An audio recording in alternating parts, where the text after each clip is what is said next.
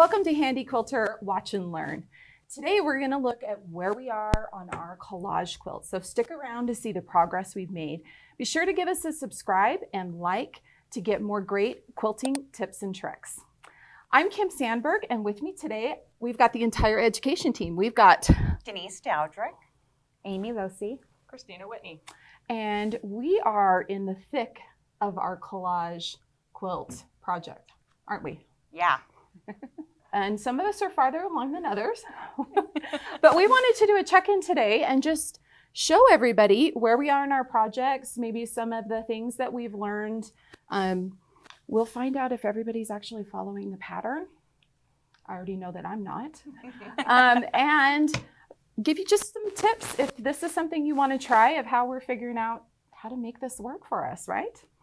So I think we're going to start with Denise. So Denise, Okay, where are you at on your awesome project here? I've made some pretty great progress this week. You have. I'm gonna hold this out. So I can tell you right off the bat, I didn't bring the instructions with me because I kind of stopped looking at them. You went off book, huh? And I did. So I found this is a Laura Heine pattern. She has awesome directions, but I have found I am so set in my ways doing fusible applique that I've kind of reverted to what I know best. So it's coming along. Okay. I've loved the tips I've read in the pattern because I always read through a pattern first when I first start a project. Yeah, me too. And she had some really great tips about color placement and value. And I've found as I'm building my bee in the center, I'm keeping lighter values around it and then progressing to darker values kind of around. So, so it's really been more challenging than I expected. I thought it would go much faster than piecing a quilt. I have a lot more respect for people who do collage quilts. It has been a little daunting at times. There's quite a bit more decision making in the process than I'm used to. Yeah. But I'm really pleased with how it's coming along. I will say I should have started with something smaller. I think for being the first time I'm doing this, it seemed to get bigger and bigger as I worked on it. Like, wait a minute, this was a small project. So next time, I think I would start with something a little smaller. Okay. But I'm coming along. I still have quite a bit to add details to the bee itself. But I have sharp scissors. I have lots of fabrics. They're hiding under here. You've got your little stash. And I've got more fabrics still at my desk that I'm cutting out, but I have a whole baggie full of stuff that I've been cutting out. So I'm excited to get to go back. I feel like I'm going to be doing the decorating next. Get my bee on there, and then I get to start embellishing. So I'm pretty excited about that. I totally agree. It's like you're to the point where you're adding the fun stuff to it, right? You've laid your foundation. Yeah, I'll get to go back and add little flowers and things in places. So I'm pretty excited about that. That's pretty cool. It's coming along. So there's one thing that I've noticed that is very different from the instructions, and that's the base that you're using here. So can we talk about that for a minute? Let's flip this over so everybody can see what you're actually building your collage quilt on top it is a little different than everybody else is doing. I actually have an interfacing stabilizer base.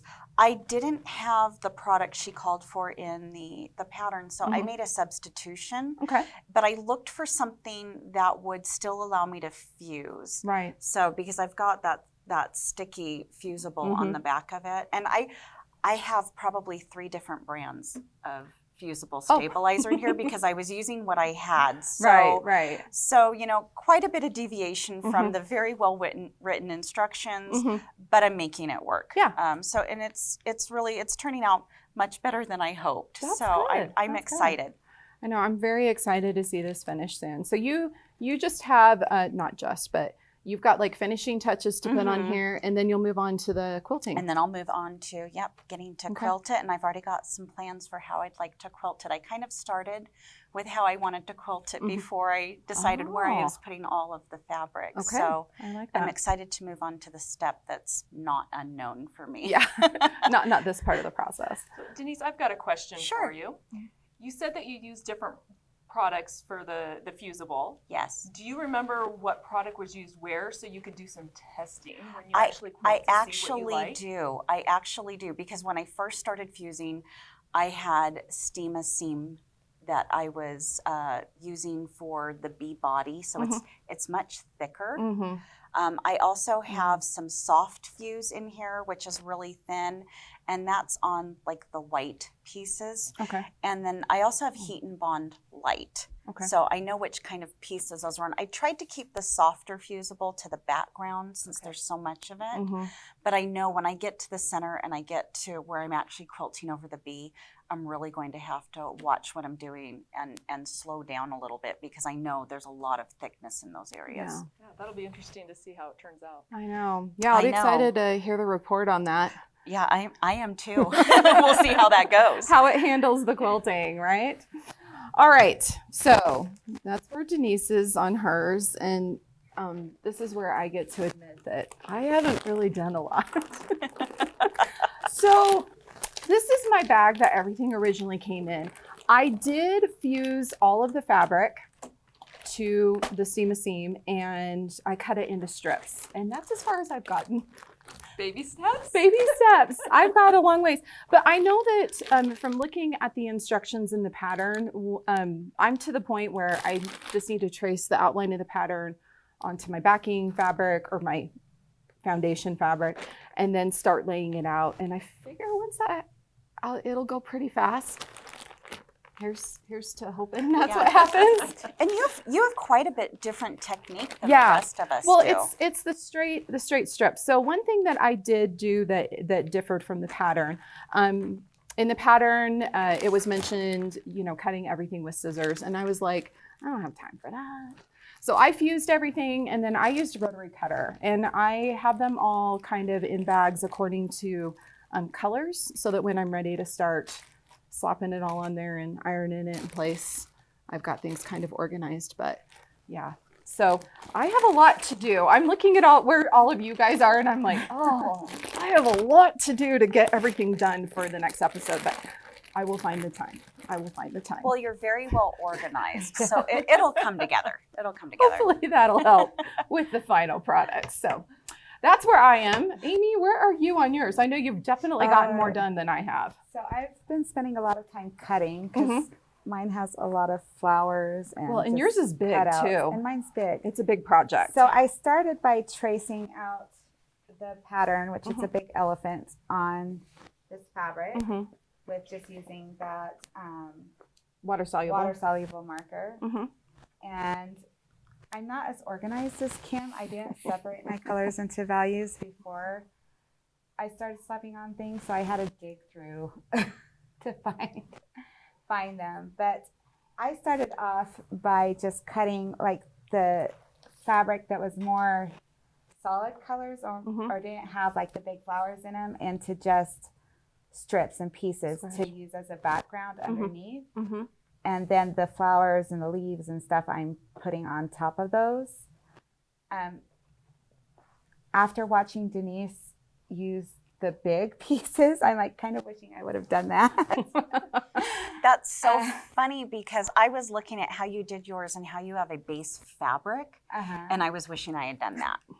Instead of the fusible? Yeah, I guess the grass is always greener. Yeah. I'm gonna try a different method next time. Oh. It is. It looks so good though. The layers you've got here just really add depth. They do. It's going to be really fun to stitch through. Oh yeah. This is definitely, I have some alcohol wipes ready to go, right? Yeah. I love the unconventional colors, Amy. It's bright and cheery, but you can still see what everything is. Yeah. So, and I love your elephant's eye. My elephant's eye. That's like the perfect touch. You've got a really nice eye there. Nice contrast with all the fabrics around it. Yeah, there's 3 flowers for that eye. I believe it. I know when I've done a few of these like this where you cut out the flowers, it's fun to see how you can create those accents by layering things. Yeah, I really like it. And I do recommend using the light seam, which that's not what I used. We had a problem when we ordered things. I think I clicked on the wrong one. So So we're all learning together what works and what doesn't. So you're doing really great. I would say you're about almost not quite halfway done. Yeah. Getting everything layered on here, and then you'll just have to do some quilting. Right? Yes. Yeah. And I like that you're just doing the collage on that center motif thing and having your background solid fabric, because you're going to have a lot of fun quilting on that part. I really like that too. I know, you really could play with, I don't know what you have planned, but you could really play with this whole flower idea and just do some awesome think quilting. so. And where this fabric is just, it's a textured white. Oh, your Is it a quilting is batik? gonna It is pop. a batik. It's a batik. It's beautiful. It's really nice. Wow, exciting things coming down there. So that's so great. All right, so Christina, where are you with yours? Well, This over here. I kind of laughed at you guys because I picked a little project. I know, she was the smart one. I like to start small and then work my way up. So that's where mine is at right now. This was one of the ones that was a panel from Emily Taylor. And this was the actual pattern. So you might notice something that I changed because I like to make my things unique. So instead of doing the clementines, I changed mine to lemons. Very nice. And I actually have some pictures that we can share that show the process that I went through with that. You're ready for quilting, aren't you? I am. Wow. I'm so this jealous. First picture is the actual panel. So I was just ironing that and then putting my fabrics onto the steam-a-seam. And I did mine a little bit different. I didn't take the steam-a-seam and put it on the fabric. I actually took the fabric and layered it on the steam-a-seam. So if we look at that, you can see how I just took the pieces that I had and kind of put them together to better utilize my time and my steam-a-seam. So I did that, and then I just cut those out to start putting backgrounds. So if you look back at the pictures, I've got backgrounds started and just randomly placing different fabrics. And as I went through one fabric, I tried to disperse it evenly throughout, and then just kept building on that and avoiding the center part. And then I worked on the pot. That turned out And really then nice. adding some leaves. But this is where I went a little bit different. So instead of doing the clementines right on to the tree, I used Emily's other technique of using the freezer paper method. And I created some lemons. Very cool. So I just did a whole bunch of those using that same steam-a-seam, and then So- I cut those out and slapped them on the tree. Did you use freezer paper or did you use parchment paper? Because didn't she use parchment paper? I used parchment paper. Okay. I just wanted to make sure because I'm going, wait a minute, how did that? I get my papers confused. I know. Well, and they're so similar. I just want to make, Yep, so Oh, look at that. I also went back and, I'm gonna turn this off. I didn't really like how my base shape turned out for the pot. So afterwards I went back and I took some more background fabric and just laid it over and cut it better to try to change the shape so that it was more of how I liked it. I like that. So that's kind of like you using your Sharpies in piecing, right? Yes, yes. I love my Sharpies. That's a great tip. I have a lot of edges I need to define on my bee design. Yeah. And I like that tip. I might be doing some of that myself. Slap some more layers on. How good. So I'm at the point where I'm ready to quilt. But if you look up here at the top, you'll notice the leaves aren't very well defined. Oh, yeah. Like the values, I didn't do very well on those. There's not very much contrast. And so I talked about putting some different leaves on and changing them out. But Kim had a great suggestion that I decided to do because it'll be a lot faster. Is I'm just going to do some thread painting. So when I actually quilt this, I'm going to take some darker green threads and actually play in those leaves to give that a little bit more contrast. Define. Yeah. Do you think you'll outline them? I Or don't know. just okay. I might just do it blindfolded. We'll see. Blindfolded. Well, I'm excited to see how that turns out. That's a Yeah. great Me too. idea. I'm Very really excited. nice. Yeah, So- I'm excited for this one. As far along as you are on this one, let's talk a little bit more about finishing this. So you know how you have an idea of how you want to quilt it. How do you think you're going to finish the edges on this? Are you going to bind it and put a frame around it? Or do you think you'll face Ooh. it? I know, I'm like Yeah. maybe I'm stepping ahead of myself here, but. I think I might bind it to give it kind of a frame. But then I have to decide if I want to do blue or yellow. I think I'll probably do a dark blue to really contrast with this neutral background. I Make it like pop. that. Good. Yeah. Yeah. Make this. That's going to be so cute. I keep looking at this thinking, this is exactly the right size to hang on the education studio door. We have like a little spot for it, so I'm hoping. No pressure. Oh, I trust that it's going to look gorgeous. I just didn't know if you had plans for it at home, what you're going to do with it. This is so cute. I haven't gotten that far yet. Usually I finish quilting it and then decide what to do with And it. I just keep eyeballing it because it's the only project that's the right size to fit on that door. All of ours are a little big, a little big. And I think Christina really hit it right on the mark. Mhm. Start with something a little Yeah. small. I'm feeling I that agree. maybe the larger size was a little challenging for a first attempt. So Yeah. I like that size. And especially if you're on a time crunch. Yeah. This went by super Mhm. fast. And it was so much fun. It's therapeutic just Yeah. taking those pieces and just slapping them wherever I felt like putting them. And I didn't cut out fancy pieces. Like nothing's really cut to a certain shape on this one. Mhm. So It still looks, it love looks it. great though. Yeah. I always, when I do projects like this, I always feel like I'm kind of channeling my inner grade schooler of, I always love to make those collages. Did you guys ever make collages where you'd cut things out of yeah. magazines and make them? Yep. I'm like, this is like the grown up version of it. I really like it. lots of colors. It's very fun. See, and speaking of that, we actually have a quilt behind us that's a little Oh, project that we did. yes. So Christina, why don't you talk about this quilt? This was really Okay. fun, what we did here. Let me get back to the right pictures and Okay. I'll walk us through this. So I'm going to have Amy and Kim split apart. Let's scoot over I'm gonna scoot. as You can much just- as we you can can. just scoot towards us. We can lean. Kim, lean more. Use I'll those abs. lean more. I'll hold you up. Okay, so let's zoom out so you can see Okay. the whole thing. Okay. Oh, Kim, you just moved. Oh, again. sorry. I gotta do the Okay. lean here. So this is a heart collage that Yes. we did, and it was a team effort. Mm-hmm. So you guys can scoot back in. And more than just our team. I was debating on how long to make you hold that pose. Oh. Use those abs. Oh, Christina. More of that quilt making without the aching. Yes. Whoa. Except there might be some aching. Okay, so this one, we had this loaded on one of our Moxie machines in the studio Mhm. while we had retreats. Mhm. And it was over Valentine's Day. So what I did was, we'll change to the picture here.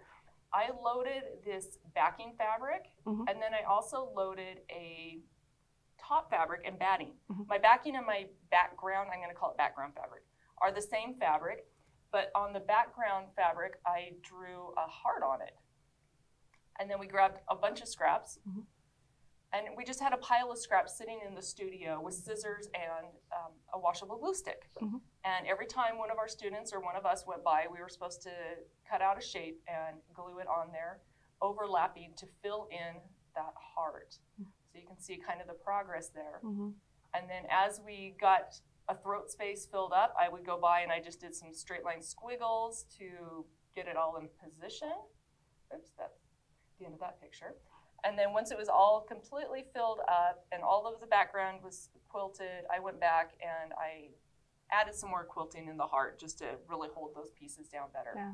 So that was our Valentine's quilt, and it's our first finished. Yeah. It's even bound. I even know. bound it yesterday. I'm so impressed that So you have that finish. yep. But that's our collage quilt, and it using a different technique. I didn't use any interfacing or any steam seam or anything like that, just fabric and glue stick. And done directly on the frame. Yes, There was yep. we didn't have to piece or press, or we did have to cut stuff out. And we need to give a special shout out to one person that did a ton of the work on this.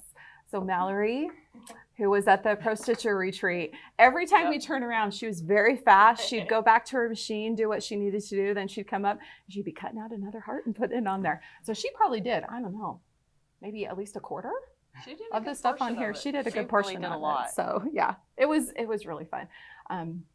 She'll be excited to see the finished product, I'm sure. So, well, all right, that's where we are on everything. Everybody feel good about it? You guys feel like we're gonna have it done in time? Well, next week is our big reveal. Oh, I know. So you guys need to make sure you watch. And then you guys need to make sure you get yours done. And I need to make sure I quilt mine. Okay, so how done are we considering that they need to be? Let's just discuss this for a minute. Are we talking completely quilted, bound with a sleeve and a label on it? Or are we just talking off the frame because it's quilted? Let's see what that means to each of us. We'll see how the week goes. Yeah, Yeah. we'll see how busy we are. So See how many phone calls we get. yeah, absolutely. All right. Well, thanks so much for watching. Join us again next week when you see how we, the conclusion of this, how we finished all these. We're going to kind of give you some feedback on the process, hopefully inspire you to do some more of this. So be sure to give us a subscribe and a like, and have fun quilting.